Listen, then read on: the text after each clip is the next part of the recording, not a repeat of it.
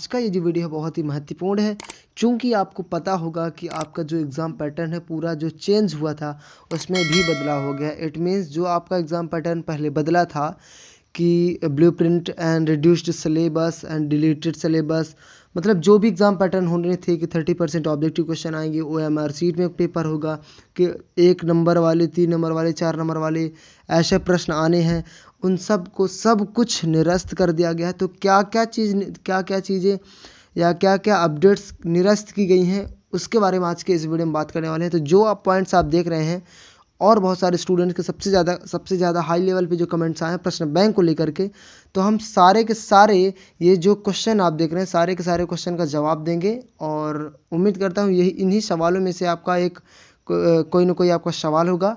और साथ ही साथ और बहुत सारे आपके मन में जो सवाल होंगे तो बीच में, वीडियो के बीच में मैं by chance by the topic सब कुछ बता दूंगा।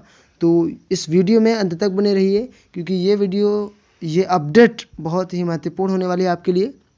तो चलिए फिर शुरू करते हैं आज की वीडियो को। और जो बच्चे भी चैनल पर नए हैं तो चैनल को सब्सक्राइब जरूर कर ले, ताकि आपके जो भी एग्ज़ाम्स होते हैं और अपडेट्स आती हैं तो उसकी नोटिफिकेशन आपको सबसे पहले टाइम पर हम पहुंचा सकें। सो गाइस देखिए, सबसे पहला प्रश्न आपका है कि रिड्यूस्ड सिलेबस का क्या होगा, मतलब जो सिलेबस रिड्यूस किया गया है। क्योंकि देखिए एग्ज़ाम पैटर्न पूरा आपका चेंज हुआ है, तो इसमें एक बहुत बड़ी बात है कि एग्ज़ाम पैटर्न में सिलेबस जो रिड्यूस हुआ है आपका, मतलब सिलेबस जो रिड्यूस हुआ है, तो उसमें क्या फैसला आया, क्या जो सिलेबस डिलीट हुआ है, रिड्यूस हुआ है, तो वो फिर से ऐड हो जाएगा। तो ये कन्फर्म है। तो ऐसा कुछ नहीं होने वाला, मतलब रिड्यूस्ड वाला सिलेबस दोबारा वापस नहीं आएगा, केवल एग्ज़ाम पैटर्न चेंज हुआ। आपका सिलेबस नहीं बदला कि आपका सिलेबस जो डिलीट हुआ तो वो फिर से ऐड हो जाएगा, ठीक है। तो ऐसा कुछ नहीं होगा, आपका जितना सिलेबस डिलीट किया गया है उतना सिलेबस आपका डिलीटेड ही रहेगा।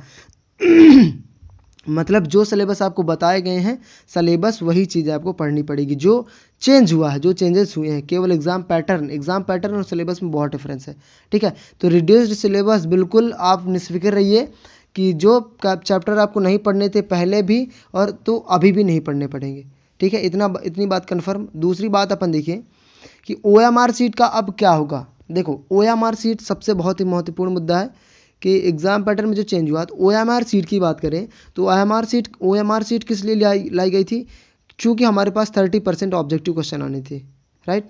30% हमारे पास ऑब्जेक्टिव क्वेश्चन आने थे, इस वजह से हमें OMR सीट में पेपर देना था। लेकिन यहाँ पूरा पैटर्न में चेंज ये हो गया है कि 30% ऑब्जेक्टिव क्वेश्चन आने ही नहीं है, तो फिर कहाँ से होगा OMR सीट में पेपर। मतलब अब 30% ऑब्जेक्टिव की बजाय आपके कैसे प्रश्न होंगे, दीर्घ उत्तरीय प्रश्न देगा, ठीक है। इट मीन्स कि आपका OMR सीट भी इस बार कैंसिल। हाँ बिल्कुल सही सुन रहे हो, चूँकि आपको OMR सीट, मैं बार बार यही बता रहा हूँ कि 30% ऑब्जेक्टिव क्वेश्चन के कारण हुआ था, तो OMR सीट में भी पेपर नहीं होगी, ऑफलाइन पेपर होंगे जिस प्रकार से आपके पहले पुराने पैटर्न में आपका पेपर होता था। और इस बार दीर्घ उत्तरीय पेपर भी आएंगे, प्रश्न भी आएंगे। अगला प्रश्न देखिए, अगला प्रश्न क्या है आपका, 30% ऑब्जेक्टिव प्रश्न आएंगे कि नहीं।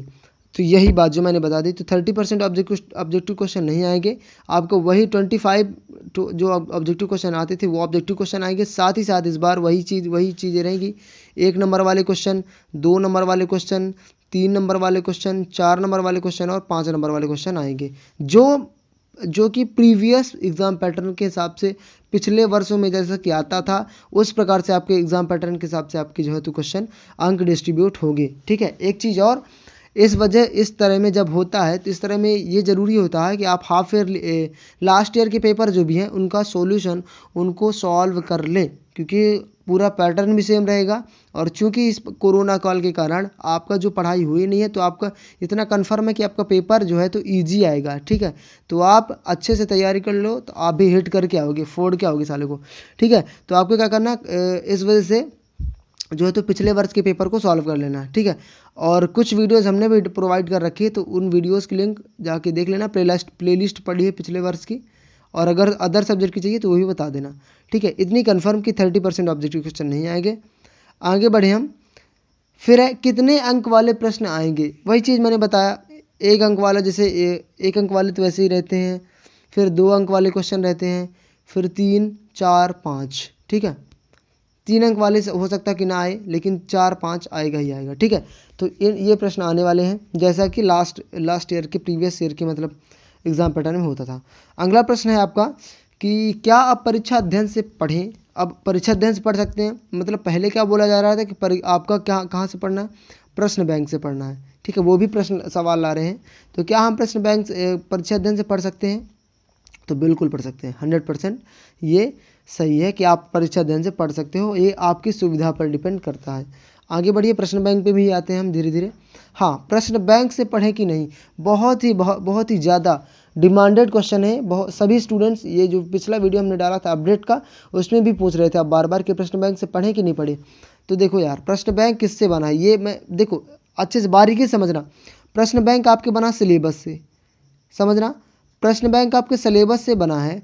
तो सिलेबस कैसा आएगा, चाहे देखो सिलेबस जब हमने पूरा कवर कर रखा है तो एग्ज़ाम पैटर्न कुछ भी चेंज हो, किसी भी प्रकार से एग्ज़ाम पैटर्न है, चाहे वह OMR सीट में पेपर ले, चाहे वो ऑफलाइन पेपर ले, समझ रहे हो, कोई भी पेपर ले, क्वेश्चन तो वो सिलेबस का ही देगा, चाहे OMR सीट से हो चाहे ऑफलाइन सीट से हो, समझ रहे हो।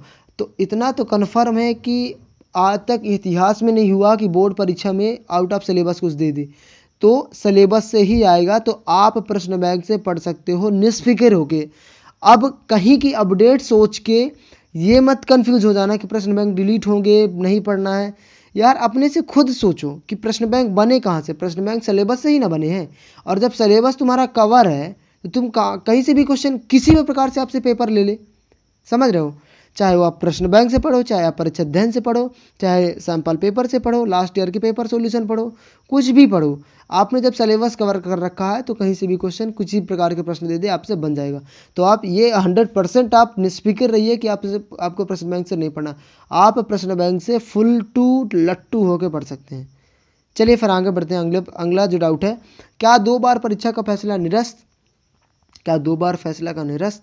तो ये भी हाँ, ये निरस्त हो गया है। 2 बार पेपर नहीं होंगे, 1 बार पेपर होगा। और हाँ, एक चीज़ और, आपका जो भी आपका नामांकन फॉर्म में या एग्ज़ाम फॉर्म में कोई भी अगर आपको चेंजेस करवाने हैं तो आप अपने प्रिंसिपल से, अपने स्कूल के प्रिंसिपल से जाके मिल सकते हैं। 5 फरवरी से 20 फरवरी के बीच ये काम कंटिन्यू है, ठीक है, प्रोग्रेस में, तो जाके पता कर सकते हैं आप 5 फरवरी से 20 फरवरी के बीच। ठीक है, तो ये कन्फर्म हुआ कि ये भी फैसला ख़त्म हो गया है। अब वही वाला रहेगा कि सप्लीमेंट्री एग्ज़ाम वाला, जो बच्चे फेल हो जाते हैं तो। ठीक है, अगला प्रश्न देखिए, फिर टाइम टेबल में बदलाव होगा कि नहीं, टाइम टेबल बदलेगा कि नहीं? तो ये टाइम टेबल की रही बात, तो टाइम टेबल अभी तक कोई न्यूज़ नहीं है, टाइम टेबल बदलेगा भी नहीं। ठीक है, टाइम टेबल नहीं बदलेगा, केवल एग्ज़ाम पैटर्न बदलेगा। ठीक है, उसने साफ साफ बताया बोर्ड्स ने कि केवल एग्ज़ाम पैटर्न में चेंज होगा, टाइम टेबल वगैरह कुछ चेंज नहीं हुआ। जैसे कि 10th का 30 मई से 30 अप्रैल से है, और 1 मई से जो है तो बोर्ड्स वाले 12th वालों का, तो उसी प्रकार से रहेगा। फिर लास्ट प्रश्न है, फेल होने पर दोबारा पेपर होगी कि नहीं? वही चीज़ कि दोबारा पेपर होगी कि नहीं, कि जैसे श्रेणी सुधार के लिए पेपर हो जाने का अपडेट था कि दोबारा पेपर होगे, तो ऐसा कुछ नहीं होने वाला। जो है तो आप जो है तो फेल होने पर उसी प्रकार से सप्लीमेंट्री पेपर होगा। ठीक है, जैसे कि लास्ट ईयर का पैटर्न था, उसी प्रकार से सेम चीज़, मतलब 2 बार पेपर नहीं होंगे। आप पहले वो थे ना, बढ़िया खुश थे कि अगर इस बार पेपर नहीं देंगे तो दूसरी बार पेपर दे लेंगे, तो ऐसा कुछ नहीं है। आपको पेपर देना पड़ेगा फर्स्ट अटेम्प्ट में ही, नहीं तो फिर सप्लीमेंट्री। ठीक है, तो ये प्रश्न थे, यही जो कन्फ्यूज़न थे यही मैंने बताया। और ज़्यादा बहुत सारे अगर क्वेश्चन है तो आप कमेंट्स करके पूछ सकते हो, उस पर अपन सेपरेट वीडियो बना देंगे। सो उम्मीद करता हूँ इस वीडियो के माध्यम से आपकी कोई भी थोड़ी बहुत हेल्प हो पाई होगी, थोड़ी सी भी हेल्प हो पाई है अगर, तो वीडियो को लाइक कर दो, और साथ ही साथ चैनल को सब्सक्राइब करने के साथ बेल आइकन को भी प्रेस कर लो, ताकि जो भी अपडेट आपकी आए उसकी हम डिटेल से आपको पूरी इन्फॉर्मेशन दे सकें, कहीं से कन्फ्यूज़ होने की ज़रूरत नहीं है। सो बस आज के वीडियो में इतना ही था। अलविदा, thank you for watching the video. जय हिंद, जय भारत।